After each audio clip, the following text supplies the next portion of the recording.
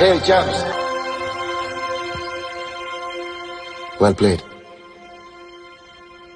No, really. Well played. 4H4, boys. आप सबने रवि शास्त्री का वाला डायलॉग तो सुना ही होगा, थोड़ी देर के लिए गोटे मुंह में आ गए थे। इस मैच में तो पूरे टाइम ही गोटे मुंह में थे भाई। So hello and welcome everyone to Test Match Recap with the Gully Cricketers.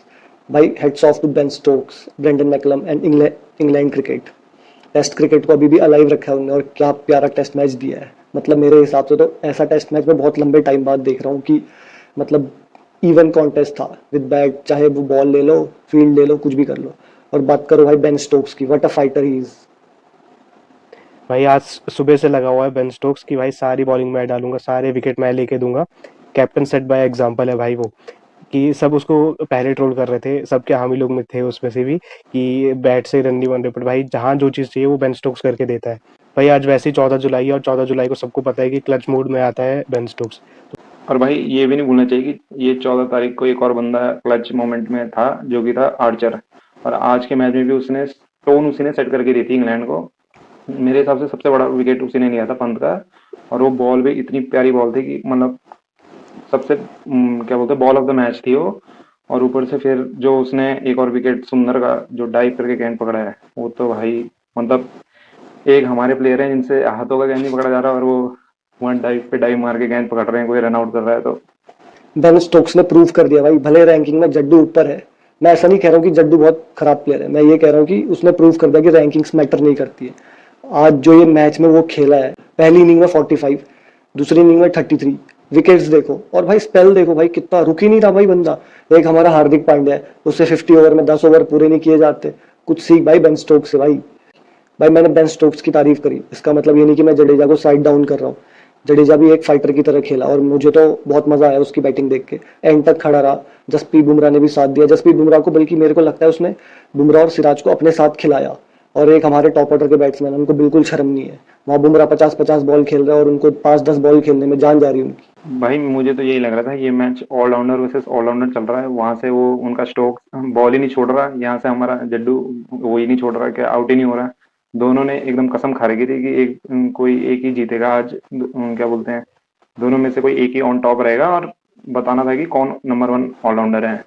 चलेगा चलेगा चलेगा चलेगा चलेगा चलेगा। चलो भाई, अब मैच तो हाथ से निकल गया, तो जड्डू की बहुत तारीफ बनती है यहाँ पे, पर ये मैच हाथ से निकलने का असली रीजन जो है, जरा उनकी बात कर लेते हैं। आज सब पूरी इंडिया उनकी क्लास लेने के लिए तैयार बैठी है। अरे चिट्टू आ गए।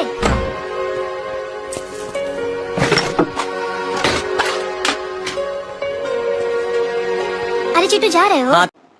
तो सबसे पहले बात करते हैं हमारे होनहार, युवा, टैलेंटेड ओपनर यशस्वी जायसवाल, जो पहले मैच सीरीज के पहले मैच में आते हैं, 100 मारते हैं और ऐसा इंप्रेस कर देते हैं कि हमें कहीं ना कहीं दूसरा सहवाग दिख जाता है।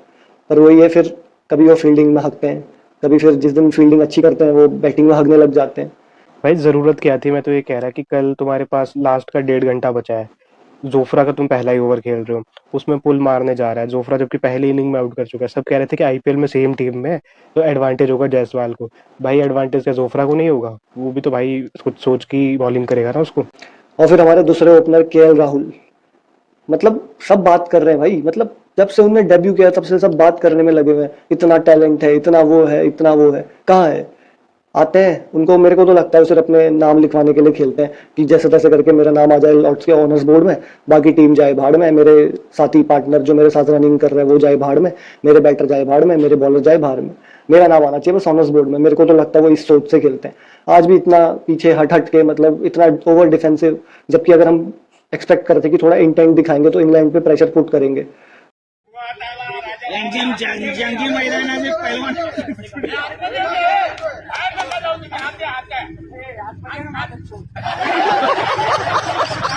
भाई मेरे को केएल राहुल की एक इनिंग याद नहीं आती अभी तक जो उसने एकदम अंडर प्रेशर खेली हो। लोग बात करते हैं कि वर्ल्ड कप में जो पहला मैच था 23 में, वो कोहली के साथ उसने जिताया था 97 रन मार के, लेकिन भाई कोहली के साथ तो भाई कुणाल पांड्या भी मैच जिता के देता है भाई, ऐसी बात तो है नहीं। तो मेरे अकॉर्डिंग तो भाई अभी केएल को मतलब टीम में तो रहेगा ही, वो सबको पता है।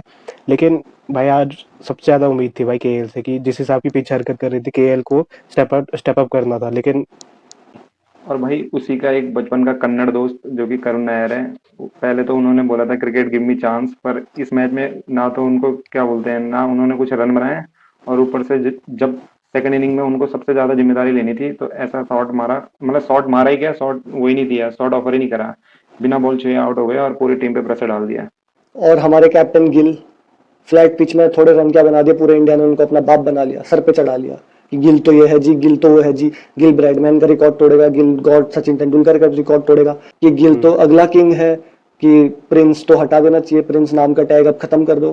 पर वही है, जब थोड़ी टफ सिचुएशन आई, थोड़ी टफ पिच मिली, अंडर प्रेशर खेलने का चांस मिला, तो वही है कि उनने दिखा दिया कि उनको घंटे का प्रिंस क्यों बोलते हैं। और भाई मानो ना मानो, इंग्लैंड को एकदम जोश में इसी ने लाया है, वरना थर्ड डे तक तो इंग्लैंड एकदम बैकफुट पे था, उन्होंने तो अपनी हार मान ही ली थी एक टाइप से, पर जो उसने क्रॉली को वहां पे उकसाया, हैव सम बॉल्स वगैरह कमेंट किए, तो वहीं से उन्होंने एकदम रिवेंज लेने की पूरी वो बना दी थी प्लानिंग। भाई हैव सम बॉल्स होता क्या है, उनके पास तो दिखी भाई, जिस हिसाब से वो खेले उनकी बॉल्स तो साफ दिखी, जिस हिसाब से आप खेले डर डर के, वो आपके पास, आपको देख के लग रहा था कि आपके पास बॉल्स नहीं है। और भाई मुझे तो वो जो डे 3 के एंड पे जो वो ड्रामा हुआ वहां पे, वो मेरे को कुछ सही नहीं लगा। कल जब डे खत्म होने वाला था, तो आकाशदीप भी तो वहां पैंट उतार के खड़ा हो गया था, तब तो वो भी ड्रामे कर रहा था। तो एज एन इंडियंस तो हमें ये भी समझना चाहिए कि ये पार्ट ऑफ गेम है, सब अपनी, कोई विकेट नहीं देना चाहता, सब अपने आप को बचाने के लिए खेलते हैं। तो मुझे लग रहा है कि वहां पे गिल को जाके सिर्फ थोड़ी सी बात करनी चाहिए थी कि आप ऐसा टाइम वेस्ट मत करो। उनने तो एकदम ओवर हाइप कर दिया, उन्होंने पूरे मीडिया में ड्रामा खड़ा कर दिया। सोच रहे थे कि अगर मैं थोड़ी सी स्लेजिंग करूंगा, थोड़े टेढ़े मेढ़े शब्द बोल दूंगा, तो लोग मुझे अगला कोहली बोल देंगे।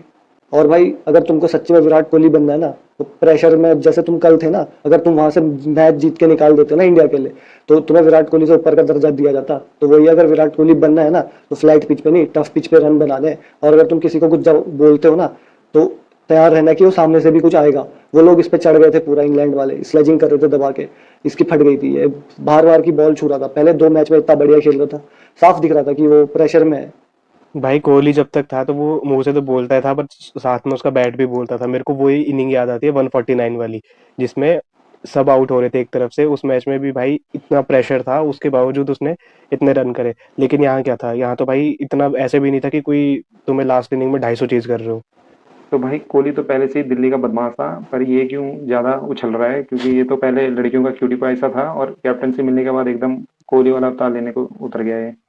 भाई उसे पता है ना कि उसके पीछे उसकी गर्ल्स आर्मी है, वो जाके स्टोक्स को गाली वाली लिखेगी या इंग्लैंड वाले को गाली वाली लिखेंगे, उसकी निब्बिया।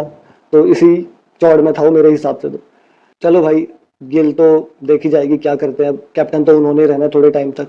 पर हमारा ऋषभ पंत बेचारा कितना भोला है, वो केएल के 100 के चक्कर में उसने अपना विकेट ही सेक्रीफाइस कर दिया, और पता नहीं न जाने कितने ऐसे 100 मिस कर चुका है। तो मुझे लगता है ऋषभ पंत को अब थोड़ी अपनी बैटिंग भी सीरियसली लेनी पड़ेगी। मतलब सीरियसली खेलते हैं, पर अब देखना पड़ेगा कि वो एक बहुत इंपॉर्टेंट बैटर है टीम के लिए, वो अपना विकेट ऐसे थ्रो नहीं कर सकते हैं। और भाई एक टाइम था जब एक लेजेंड ने दूसरे लेजेंड के लिए एक स्टेटमेंट दिया था, जो कि धोनी था। तो वही स्टेटमेंट अब धोनी के चेले पंत के लिए भी लागू होती है कि इंडिया की टेस्ट टीम का तंबू पंत के बम्बू पे खड़ा हुआ है। और भाई मेरे हिसाब से तो ऋषभ पंत हमारी टेस्ट टीम का बेस्ट बैटर है भाई, कुछ मानो ना मानो। भले गिल कितने भी रन बना दे, जायसवाल ऊपर से कितना कुछ कर दे, पर मुझे लगता है ऋषभ पंत के बिना हमारी टेस्ट टीम कुछ नहीं है। जितना इंपॉर्टेंट बुमराह है बॉलिंग में, उतना ही इंपॉर्टेंट ऋषभ पंत है हमारी बैटिंग में और विकेट कीपिंग में भी। और उसका बहुत शार्प माइंड है, वो फील्ड भी अच्छी सेट करता है। भाई मैंने पहले भी कहा था कि रेड्डी भाई आप प्लीज रन बना लो, विकेट भले उतनी ना लो। आज भी भाई मतलब लग तो सही रहा था रेड्डी, लेकिन भाई ऐसे टाइम पे आउट हुआ लंच से जस्ट पहले कि भाई वो पूरा मैच, मतलब उसके बाद हमारे लिए हम पिछड़ते ही गए उसके बाद मैच। सही में भाई मुझे भी लगा था कि रेड्डी ने अपने रन इस इनिंग के लिए बचाए हैं, पर जिस हिसाब से वो खेला, बस ज्यादा ही अल्ट्रा डिफेंसिव हो गया था वो भी। और शॉट भी जब भी मारा था, सारे बेचारे के गैप में एक भी नहीं गया। और भाई मुझे लग रहा है रेड्डी ने तो अपना इंटरनेशनल डेब्यू ही थाला का रिकॉर्ड तोड़ने के लिए किया था, कि जैसे तैसे मैं उस नंबर पे आके एक ओवरसीज सेंचुरी मार दूं तो सब मुझे थाला से ऊपर पहुंचा देंगे, मतलब थाला से ज्यादा प्राइज मिल जाएगी। तो मुझे तो लग रहा है वही था उसका मेन मकसद। और भाई सुंदर का क्या कहोगे, सुंदर भाई ने तो बड़ी कॉन्फिडेंस में बोल दिया था कि लंच से पहले या लंच के बाद तक तो हमारा एकदम इंडिया की झोली में मैच होगा। वो सुंदर भाई तो लंच तक टिके भी नहीं, लंच से पहले ही चल पड़े हो। तो भाई कॉन्फिडेंस तो कल मेरे को लग रहा है काफी लोगों को था ही कि भाई 135 ही है, हमारे पास बैटर्स बचे हैं, हम जीत जाएंगे, ये कर देंगे वो कर देंगे।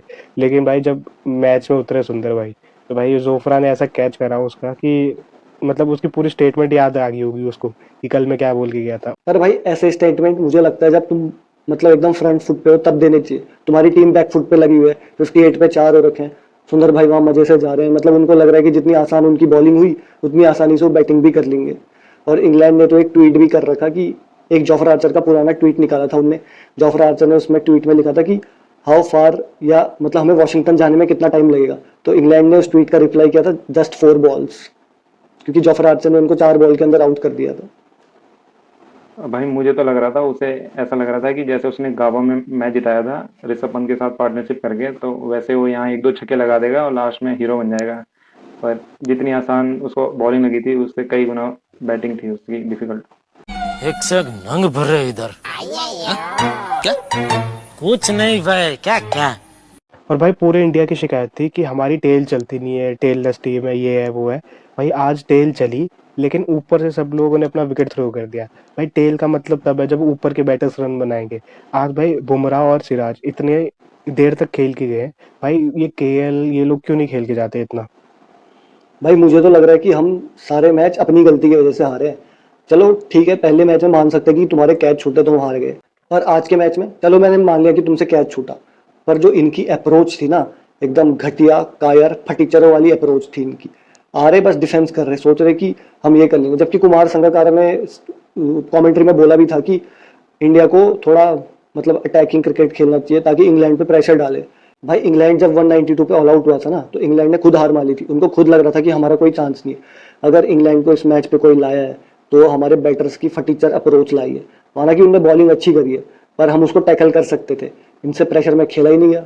भाई आज तक खेला है इन्होंने जो अब खेलेंगे। और भाई मैं ये भी ऐड करना चाहूंगा, मतलब गंभीर को कॉल आउट करना चाहूंगा कि जिन 2 प्लेयर को उसने हमारी बैटिंग के लिए खिलाए थे, सुंदर और रेड्डी, उन्होंने बैटिंग में तो कुछ किया नहीं, बस बॉलिंग में अच्छी परफॉर्मेंस दी है भले, पर इससे अच्छा तो वो कुलदीप और क्या बोलते हैं अर्शदीप को भी ला सकता था, जो कि इनको और बढ़िया बॉलिंग देते और मतलब इतने रन तो वो भी बना लेते दोनों। भाई मैं गंभीर के इस आइडिया से कभी एग्री नहीं कर रहा था कि तुम एक्स्ट्रा बैटिंग चाहिए, एक्स्ट्रा बैटिंग चाहिए। क्या कर लोगे तुम एक्स्ट्रा बैटिंग से? जब अगर तुम्हारे पास एक प्रॉपर फास्ट बॉलर होगा तो फास्ट बॉलर वाला काम करके देगा।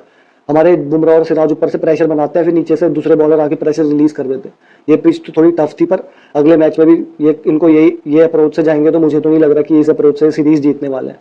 इनको कहीं ना कहीं चौथा फास्ट बॉलर खिलाना ही पड़ेगा। पता है हम लोग मैच कहाँ हारे? कहाँ? भाई इस अप्रोच में सबसे बड़ा नुकसान यही होता है कि तुम जिस चीज के लिए सोचते हो कि भाई हम बैटिंग लंबी करेंगे, भाई जब तुम्हारे 7 बैटर नहीं टिक पा रहे तो एक आधा और वहां पे क्या कर लेगा जब ये ऊपर के इतने ज्यादा बैटर्स नहीं टिक पाते। और अगर प्रॉपर बॉलर रहेगा तो भाई तुम्हारे जीतने के चांसेस ज्यादा रहते हैं। भाई मुझे तो ये भी लग रहा है कि कैप्टन और कोच में थोड़े क्लैशेस भी हैं, क्योंकि शुभमन गिल ने सीरीज शुरू होने से पहले बोला था कि हम तो 20 विकेट के लिए जाएंगे, हम प्रॉपर। तो इसका मतलब क्या है कि वो प्रॉपर 4 फास्ट बॉलर खिलाएंगे और एक स्पिनर जडेजा हो गया। तो फिर हर मैच में इनको एक्स्ट्रा बैटिंग खिलाने का क्या मतलब है? और गंभीर का तो वही हमेशा से फेवरेट रहा है कि हमें एक्स्ट्रा बैटिंग चाहिए, डीप बैटिंग चाहिए। और भाई इस मैच के रिजल्ट के बाद तो मुझे लग रहा है गंभीर एक और बॉलर हटा के एक और बैट्समैन इंक्लूड कर देगा, क्योंकि उसे तो अभी भी वही लग रहा होगा कि हमारी बैटिंग छोटी पड़ गई। तो भाई चलो, अब हम हार गए, अब हम कुछ नहीं कर सकते, फिर भी हमें सपोर्ट तो इंडिया को ही करना है, भले हम 2-1 है। पर अगर गंभीर यही टीम खिलाना चाह रहे या मतलब इसमें कुछ चेंजेस हो सकते हैं, वो नहीं करना चाह रहे, तो मुझे तो नहीं लगता कि ये सीरीज जीतेंगे। और अगले मैच में होपफुली कि हम 2-2 पे ऑल कर दें और आखिरी मैच जीत के 3-2 से सीरीज जीत जाए। हमारी तो यही दुआ है, पर वो ये कि सिर्फ दुआ से नहीं होता ना, गंभीर को थोड़े एक्शन भी लेने पड़ेंगे। ऐसे तो हम दुआ करके बैठ जाए कि हमारे बैटर आउट ही ना हो। आज तो पूरे इंडिया ने दुआ किया होगा कि हमारे बैटर आउट ना हो, फिर भी हो गए ना।